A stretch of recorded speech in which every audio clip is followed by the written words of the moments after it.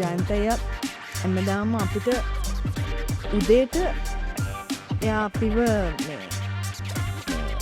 Meditate කරනවා. ඕකේ. අපි සියලු දෙනාගේ කැරක්ටර්ස් සහ ඉවරුණාට පස්සේ එයා හැමදාම අපිව වොෂ් දාලා ඇවිල්ලා අපි ඉඳ ගන්න ඕනේ ඇත්තට. ඉඳගත්තාම අපි නිකන් වර්ක්ෂොප් එකක් වගේ තමයි. අද දවසේ කොහොමද ගෙවුනේ? අද දවසේ මොනවාද වුනේ? මේ කැරක්ටර් එක ගැන ඔයා මොකක්ද හිතන්නේ? ඒක ගැන මෙයා මොකක්ද හිතන්නේ? අපි ඔක්කොගේම අදහස් අපේ එක එක්කෙනාගේ කැරක්ටර්.